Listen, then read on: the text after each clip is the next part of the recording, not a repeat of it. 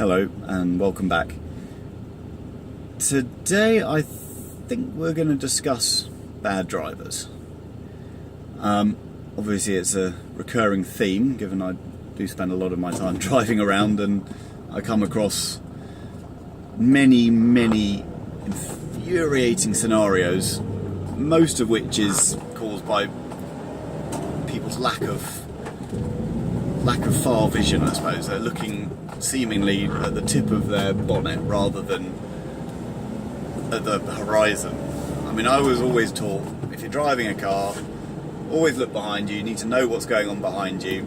Generally, if there's a police car and you're going a bit too fast, but always be aware of what's behind you. And if you're driving, look at the horizon of the road. I mean, if you're racing, you want to see the corner coming so you can get your line correct.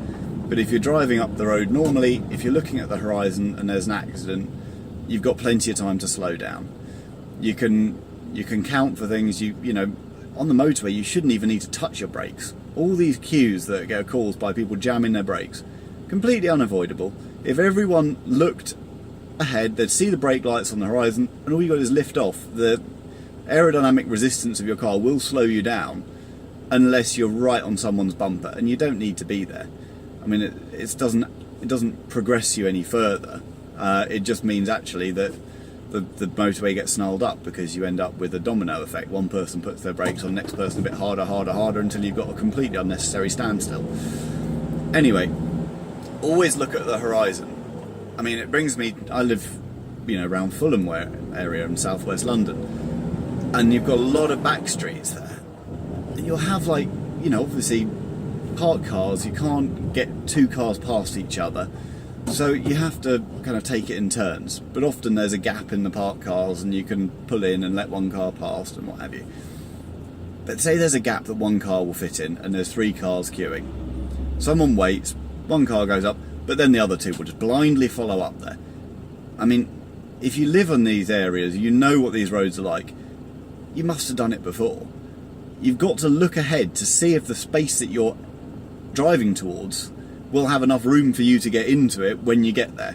Otherwise, one car goes in, fine, the other car can go past, but then the other two cars are sat blocking the road. And you can end up sitting there half an hour while more cars blindly come up, blocking the other two that have already blindly followed another guy down.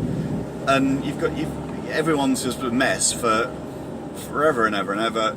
It chews up half an hour of your life for what could have been avoided by a little bit more observation, what was happening further up the road, and a little more patience that,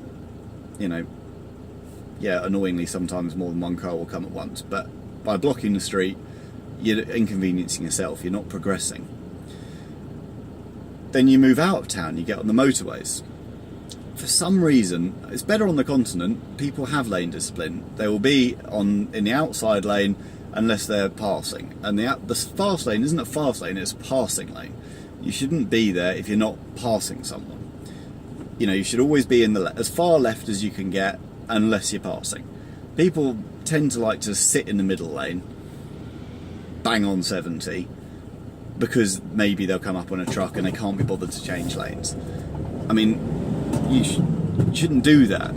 But then the trouble is you also get people do the same. They don't want to be right behind someone, so they'll do the same thing in the passing lane. And then you end up with a car in the middle lane and the fast lane, the passing lane, side by side. Neither one wants to break the speed limit, so you end up with the road blocked by these two people. But then someone who is in a hurry will come up the inside. They'll go up the left-hand lane, undertake, and that's how accident happens. You don't undertake. People have blind spots on their left. It's a dangerous thing. It's obviously kind of forbidden by the highway code for a reason. And it is unnecessary. It doesn't make you a good driver. It doesn't make you a skillful driver. It makes you impatient, and generally impatience is what causes accidents.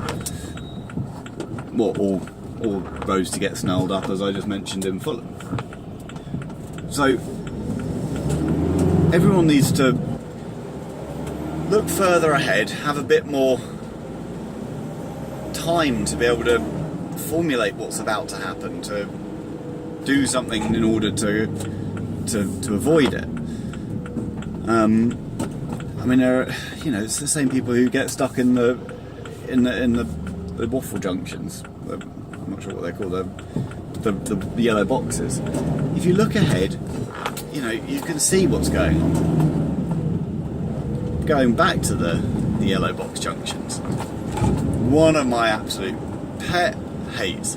You can look ahead, you can see that there's plenty of room for, let's say, 3 cars.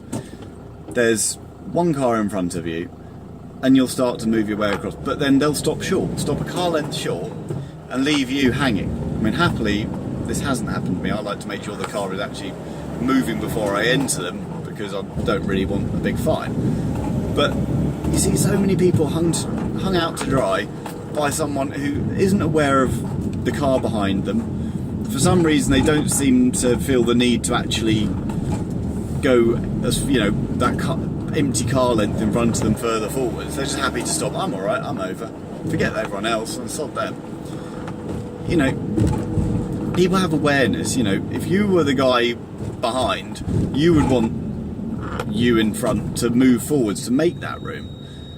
But they don't. It's a selfish attitude, and I'm not sure if it's, like I said in the previous video, people just being so absorbed in their own bubble that they become unaware of everything around them, or if it is a deliberate sabotage, or what it is. But if everyone plays the game, the world works a lot better than when people decide that they're going to look out for themselves and forget everyone behind them. So